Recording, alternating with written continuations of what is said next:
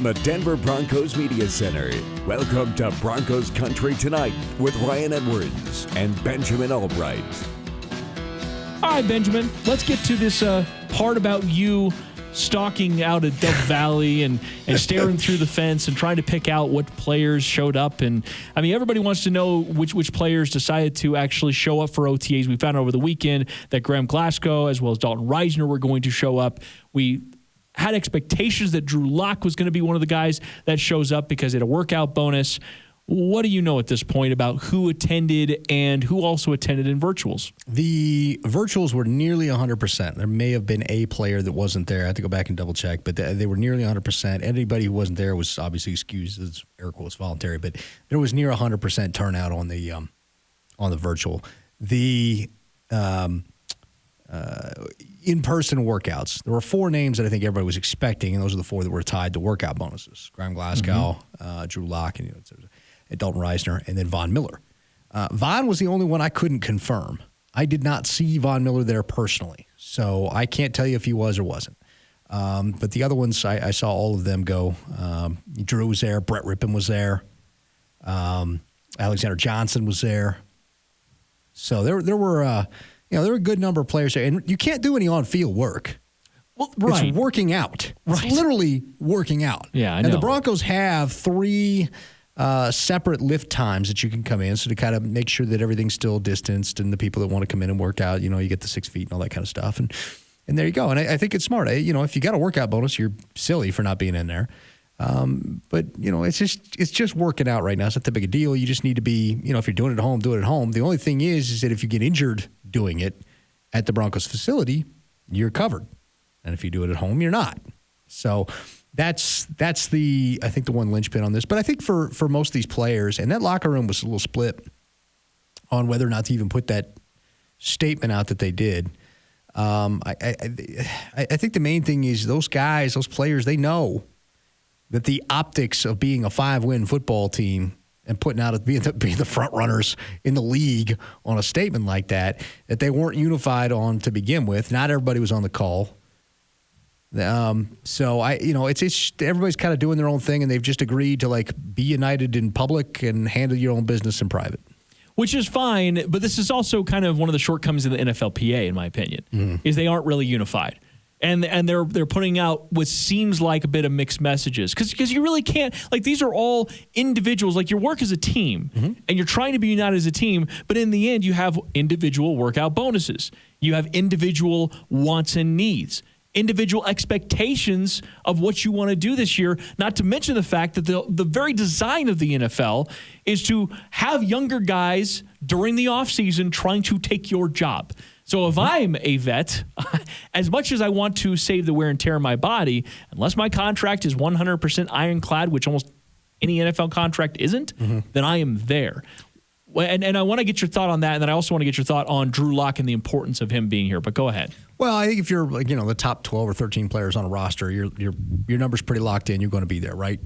So I mean, you're going to be on the roster. So that's a little bit. After that, then it starts getting precarious, and that's the point where you need to start, and they're supposed to be voluntary, but along the way, you kind of become voluntold that you got to be there because you don't love football if you're not there, and coaches have turned into something else. So the players are pushing back, and I think the players are pushing back because of the 17-game season, and the cap salaries and all that kind of stuff. So they're doing pushback on that. And everybody's pushing back where they can, and it makes sense. But for Drew Lock, I think it was big. I think you needed to be there. I think you needed to be out front. You need to be there. $75,000 workout bonuses, whatever. But you needed to be there. You need to be there, and you need to continue to be there. And he's been doing it. He's been doing all the right things this offseason. That's the thing. Whether or not he gets a job, whether or not he retains the job and all that kind of stuff, at this point, superfluous. Are you doing the right thing right now? And he has been. He's been doing film sessions with Peyton Manning, not just a Zoom call to check in, all that kind of stuff like he was doing before. Are you out here working out? Are you out here doing the things you're supposed to be doing? And I think he is. Now, does that mean again that that's enough to keep the job? Probably not. You're going to have competition in one form or another. We've been saying that the entire time. The question is what that competition is going to look like and where we're at with that. And the Broncos are still figuring that out. Yeah, and what did you think about, because I didn't get your take on this, what did you think about James Palmer saying that he doesn't necessarily think Trey Lance learning under Drew Lock is the best opportunity for Trey Lance or the Broncos. Like, what did you think about that? Because I don't know. Like, it's not that Drew Lock would sabotage Trey Lance, but I think what James Palmer's trying to say is that Drew Lock, because of his inexperience, more or less. I mean, he has barely played over a year of amount of games. Mm-hmm. And on top of that, he's had some inconsistencies. What is he going to actually teach Trey Lance about being a pro in the league? Well, I think that's the question, because Drew is so young and still figuring out what it takes to be a pro in the league. Like, what knowledge is he going to pass on to Trey Lance? And I think that's what James was driving at there. To be honest with you, though, the mentorship thing in the NFL, for some guys it works, for some guys it doesn't. There have been guys that have come along and absolutely been great mentors in the NFL. Alex Smith, who just retired, is one of them. You can go back and look at some of the worst mentors in the NFL over the years. Aaron Rodgers, Tom Brady, Drew Brees, Peyton Manning. Like, list their backups that went on to have staggering success, and you're going to have a real short list. So, I don't think that necessarily, being a mentor in the NFL is all it's cracked up to be at the quarterback position. You're either going to figure it out or you're not. You're either going to be the guy with the motivation or you're not. But I do think that there are things that veterans can teach some of the younger guys in terms of how to be a great pro, and the little details and things that you need to do to kind of succeed in that realm. Play that out. Trey Lance and Derek and Drew Lock are here. And then you have training camp, which is somewhat of an open competition between the two. You go into training camp and you let him duke it out. That first round pick's got to take the job. You can't just hand him the job and go. I mean, if it's Trey Lance, he might not even play year one. And honestly, and that was the thing I felt like make the most sense, because if you take Trey Lance, you have him battle it out with Drew Lock. Drew's probably going to win the job. And then Drew gets the opportunity to go see if he can be the guy. And if he can't, well, you've got the succession plan built in. And if he can, well, then you're trying to develop Trey Lance and you trade him. And you kind of do the old Andy Reid quarterback farm that he used to do, where he used to replenish his draft picks by trading away his backup quarterbacks. And, man, that dude would rip people off, every year for somebody new. Kevin Kolb, A.J. Feely, whoever he was ripping them off for that year, trading them some musty backup quarterback that wasn't any good. Coming up next on Broncos Country Tonight, Ben's Big Board. Benjamin Allbright goes over edge rushers. We'll get to it next.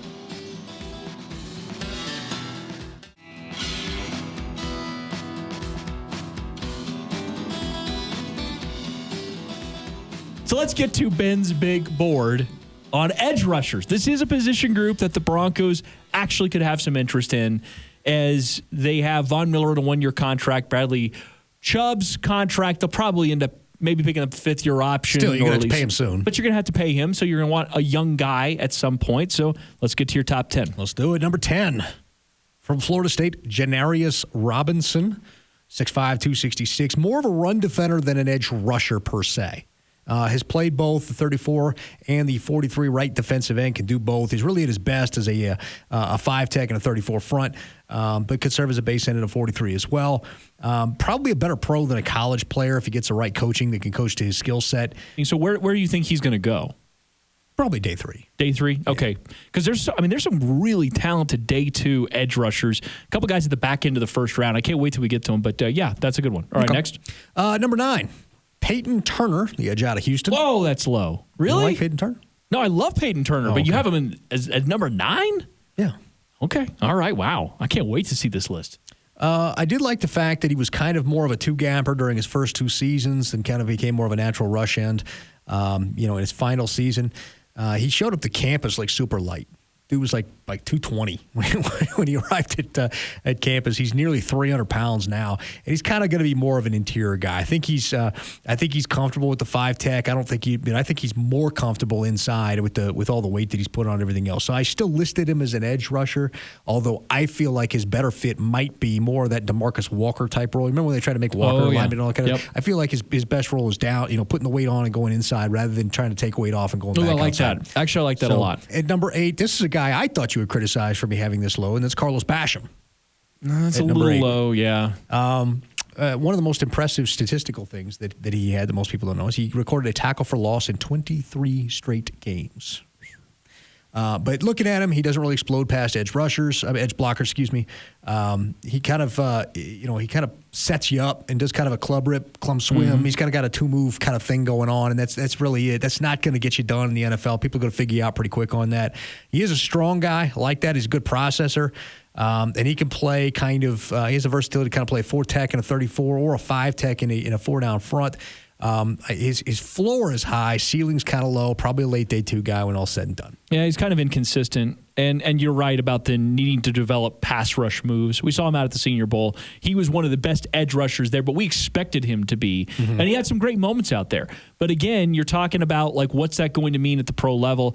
Winning out there in the practice of the Senior Bowl, that's one step, but he didn't do enough, or he isn't enough of a developed prospect to say he should make it into the first round. But he's, like I said, another firm day 2 guy. And if the Broncos, if he's there at 71, I'm 100% on board with that. I think 40 might be a little touch high. Yeah, that's way too rich for me. In fact, 40, I'll tell you, the next guy would be too rich for me at 40. A guy we've actually talked about before, Jason Owa out of Penn State. 1-year starter for the Nittany Lions, had all the, everybody, all the hubbub about the pro day with the numbers that he did there. But the lack of sack production is going to be a narrative about him. Didn't record a single sack a season ago, but a whole bunch of almost plays. Came real close, and that's generally a good thing. That means he just needs to kind of put it together. Maybe good coaching can kind of take him the rest of the way. Another guy that needs to develop more pass rush moves. Yes. And so that would be another reason why Jason Owe, who is a very talented player, as you mentioned, would be a bit of a project and would have to be taken kind of under the right circumstances and fit a little bit. But again, he's just unbelievably talented, put up that great pro day. Some teams are going to take a swing on him just for that. Okay. Number 6, and this one is the one I also thought you were going to think I was too low, is Gregory Rousseau. Oh, no, I'm not a Greg Rousseau guy. You're not? Okay. Nope. You look at and finally got a chance to really kind of crack the tape on. Not very explosive guy. No, I'm just not more a fan. of a mismatch guy. You know who he reminds me of? Jamal Anderson, the edge rusher that went to the Falcons out of Arkansas. And for several reasons, because Rousseau was also a converted wide receiver, just like Jamal Anderson was. 19.5 tackles for loss, 15.5 sacks in his second season was big time production, but a lot of it was just mismatch stuff. He was just too big for the guy or just too fast for the guy and kind of out athleted people. And I am not sure that he's going to be the guy at the NFL level. That's pretty expensive to take a guy that's going to be an out and out project. Go ahead, keep going. Not a big fan of it. Okay, so where are we at? Number 5. Number 5, Joseph Asai. Yeah. Edge out of Texas. I'm a fan of his. I have him graded out a little lower for a couple different things, but I am a big fan. Probably going in the first round, and I know the Tennessee Titans really like him, so just wanted to keep your eye on there. Of African descent, born in Nigeria, was a soccer player. He's got that great footwork when you watch him. He also started out at wide receiver of all things, but he couldn't get any play time at that. Then he became kind of an off-ball linebacker. Inconsistent play until the Alamo Bowl, the Utah game. I like Joseph Asai. I don't know if I love Joseph Asai enough that at 40 it'd be a bargain because you think he's a first rounder, but I don't know if I'm in. So go ahead, number 4. All right, number 4 is Aziz Ogilari. That is a first rounder right there. He will be picked in the first round. Yep. There are things to like. He got moved around a bit, lined up all over the place. I like that. But stuff came in bunches for him too, and production came in bunches. Instead of being kind of consistent, you'd run hot and then you run cold. 3 sacks against Cincinnati. I mean, that was pretty obvious. He was overmatching everybody there. And he did have a nice, compelling back and forth with Leatherwood in that Bama game. Okay, number 3. Jalen Phillips. Whoa. Yeah. I love Jalen Phillips. The only reason he's number 3 is the pass medical. Rusher. Is the medical. And it's a big medical. Started out UCLA, had some hiccups, transfers to Miami, then retires due to concussions, enters a transfer portal, it's just... He's long, lengthy. He's got explosiveness. He's strong. He's got everything. He is complete, but that medical is huge. The best ability in football is availability, and that's something like if you've got a severe concussion history like that, that's never going to get better or go away. You just keep adding to it, and so that's a problem for me. Number 2. Joe Tryon out of Washington. I wondered. Is a beast. He's getting wildly overlooked. I don't know why nobody's talking about this guy relative to the tape I watched on this guy. Like, holy you-know-what. Plays with violence, multiple pre-snap alignments, played with stances, was stand-up, was hand in the ground. He has got an absolutely massive first step. And he can out-athlete guys. And we talked about high motor. He falls under that high motor thing. He can out-athlete guys, but he is a physical bleeping player. All right, number one. What'd he pay? Yeah. Out of Michigan. And this wasn't even close. He's the only guy that could be top 10. He probably won't be. I don't think he will. He's the only one that has a shot. I'm going to lose on that one. You are going to lose on that bet? Yeah, I'm going to lose on that one. Just by virtue of who's picking where. Unless Detroit sneaks in and does it. It's fine, Ben, to just admit you've lost. Coming up next on Broncos Country Tonight, James Palmer from NFL Network.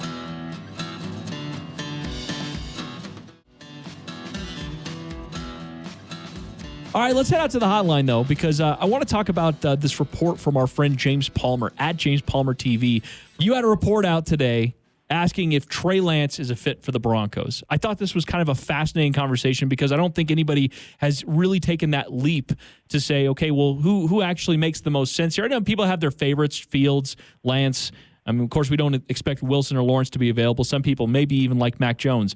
But I thought that was interesting because you framed it as the construction of the quarterback room as it stands right now. You didn't necessarily feel like Trey Lance is the right guy.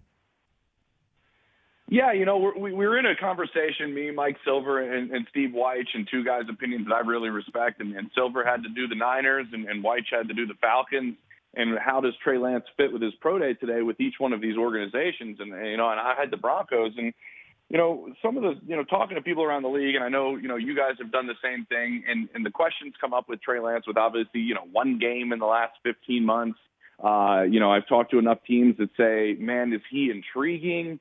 But this could be a risk, and I would really love to see him fall to the right team. And that's teams that aren't even looking for a quarterback, right? Just going, I think he needs to be in the right situation. And I think all of those conversations I've had led me to think, well, is he a fit for the Broncos? Because I don't know if there's a single team I talked to that said, yep, go play him right now. He'll have some growing pains, but he'll be all right. That is something that you do hear with Justin Fields. Like, hey, you could play him year one.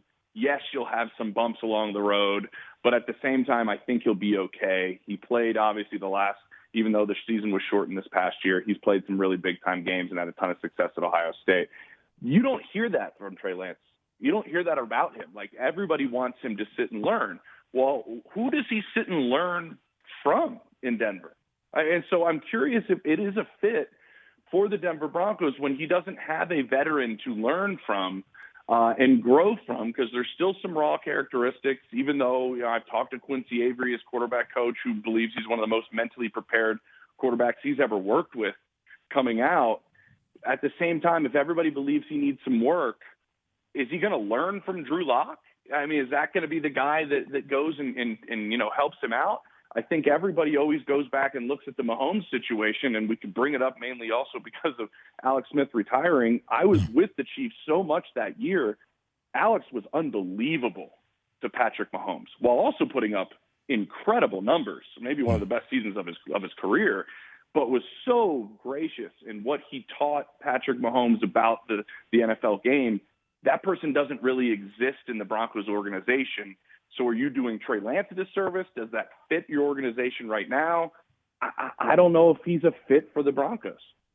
So that was the exact line of thinking I had about 2.5 weeks ago. And then I talked to our friend Randy Mueller, the former general manager, and he suggested that it was a win-win for the Broncos. That if Drew Lock, and Trey Lance come into the season, you're probably not expecting Trey Lance to be much of an impact guy this year. You roll Drew out there, you see if he suddenly takes the leap. If he doesn't, you're in a natural position to switch.